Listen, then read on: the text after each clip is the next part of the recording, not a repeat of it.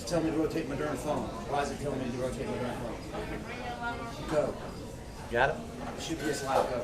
All right, guys. Hey, welcome to Paws in Clemson. This is segment number 6, Chat with the Hat, and tonight we have a special guest with us, good friend of mine, not only a past player at Clemson and in the pros, but a good friend, Joe Bostic. Welcome up here. Hey there, Hat. How you doing? Hey, good, brother. Good. Hey, let me go over a couple of things before we start talking some football. I know that's what y'all want to hear, but man, we have a packed crowd here at Paws tonight. If you're in the Clemson area, come on out. We're going to be doing it for the next hour. They got great food here. Bill and his crew. We have George Bennett's in the house. We got Trent Allen's in the house. Man, just I can't see for these lights, but Bill Miller, a good friend of mine. A lot of people here tonight, so y'all come by and see us for the next hour. Tomorrow, it is finally here. The revealing to those kids at Ford Elementary School. All summer, it has consumed my whole summer getting ready for this thing. These kids had nothing to play on when we went with the Tiger and Robert Smith back in June. And we all bonded together. If you see it now, watch the news tomorrow because 4/21/7, all of them are going to be there.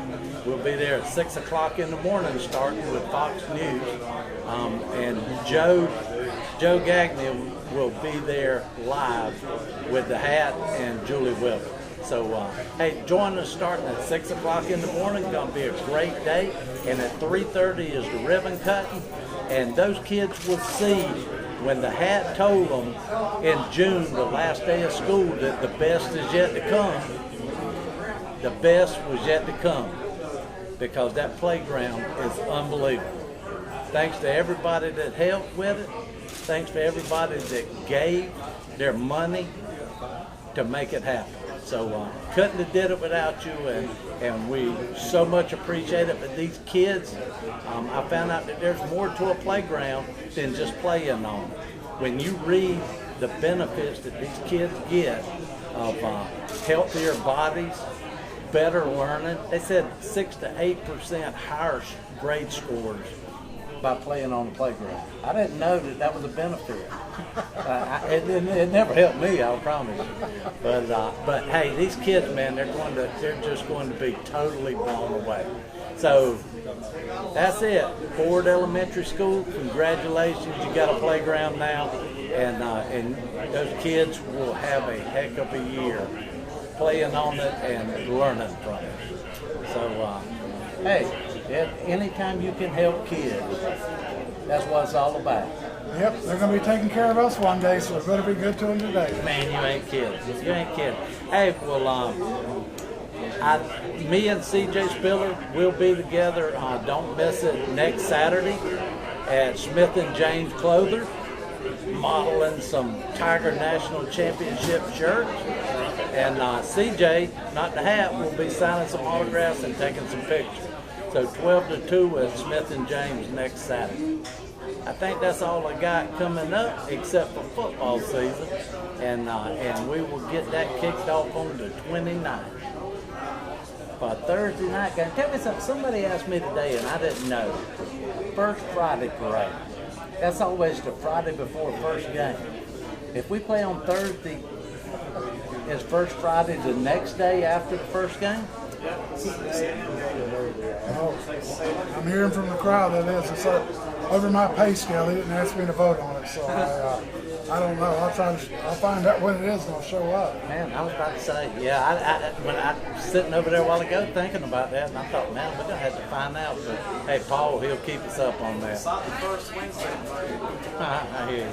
That Friday was a neat day. Hey, look at this. You didn't eat before you come. They brought us some food, but we can't talk with our mouths full. But hey, look at this.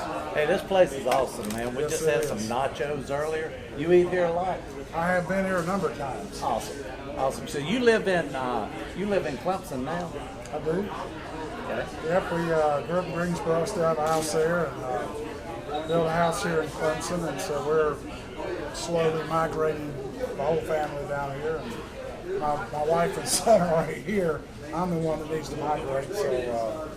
Well, I was about to say, I called you the other night to get you on the show, and you were in St. Louis somewhere. Well, I've got 2 older children out there, and was out visiting them, and so been on the road a lot lately. Hey, let's go back to talk about your career at Clemson. You were here in what, 77? Well, I started here in 75, and my last year of play was 1978. Okay, and the coach then was? Red Parker the first 2 years I was here, Charlie Pell the last 2 years, and the last game was Danny Ford's first game. Oh, really? Against Ohio State, Woody Hayes game. Oh my gosh. Oh, that's an awesome memory then. Yes, it was. It was really pretty neat. Yeah.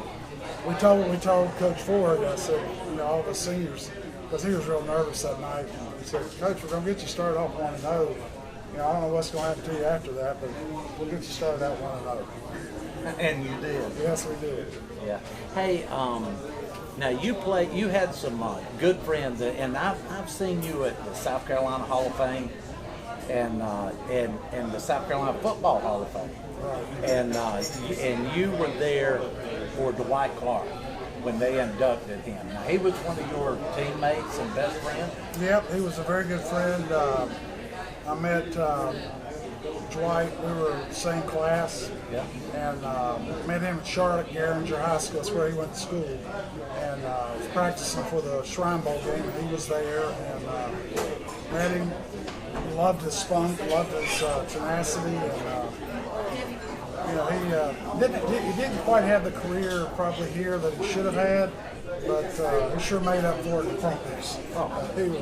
He was an awesome pro. I mean, I think he was the leading pass catcher in San Francisco history when he retired, and then Jerry Rice passed him, which wasn't a bad wide receiver either. No. But Dwight Clark, what a great guy, and passed away way too early, and just ALS, just an awful disease. And, took him from a 220, 30-pound man, and I understand he weighed 130 pounds at the time of his death. And just an awful thing. Well, and he didn't make it when we inducted him into the South Carolina Football Hall of Fame. He didn't make it here, but they asked you to speak on behalf of him. Yeah, Dwight had called me and asked me if I would do that, and I felt very honored to be able to do that. And he had made this little film, so I'm getting ready to, kind of thinking about what I'm going to say. And so they, unbeknownst to me, they had made this little movie, little film, from out in Montana. I think it was in Montana. And well, I'll tell you what, that just knocked me right off the rails. I have not had to seen Dwight quite some time. Boy, it was rough for him to talk, and so I tried to do the best I could, but I have to admit that it was a very somber and humbling thing to have to watch that thing and then say a few words about a very good friend. But I was honored to be able to have the opportunity to represent Dwight. Yeah. Well, I remember that night we had Mike from the Hall of Fame in here on the show the other night, and we were talking about if we got him inducted, and it was no time until he passed away. Yeah, it was June the 4th. I don't know what day the Hall of Fame thing was, but Steve Fuller, Cliff Gray, my brother Jeff, and I had planned to take a trip out there, I think the 11th of June. Yeah. I was in the gym one day, and they had this big blurb, newsflash, all-pro wide receiver, San Francisco 49er, Dwight Clark has passed away. And I just, I walked around that gym just for 30 minutes, just kind of dazed, just could not quite wrap my arms around what I just heard. And just a very, very, very sad thing, because, anybody that knew Dwight was 80-mile-an-hour guy. He was full of life and had a lot of energy, and to see the state that disease had put him in, it really was just it's a tough thing to watch. Well, Dad, when he went after his career with the 49ers, wasn't he general manager or something? He moved. He was the man in San Francisco. Well, he was at San Francisco, and he also was the general manager of the Cleveland Browns. So he had some big time jobs in football. And my understanding, I visited with Jerry Butler, and Jerry went with him to Cleveland, and Jerry said, "Man, I'm telling you, see, Dwight had that personnel thing and the general manager type job. He knew what he was doing. He was really good at it." So, I think he won 5 Super Bowls, 3 when he was playing and 2 as executive with the 49ers. So, he had quite a career. Hey, and didn't he used to date Sean Weatherly? That was a rumor. I was about to say that was the Ken and Barbie. Oh, yeah. Because I remember Dwight was always a pretty boy. Well, they both were. Good Lord, spent a little extra time on both of them. Definitely spent more time than he did on me. But they both were really, beautiful people, and they were really, really good people too. Yeah. So, they were a thing back in the late 70s. Yeah. Well, I'm going to tell you, you talk about good people. I was telling somebody the other day, this dude here, now he's a football player, and usually they're rough and burly.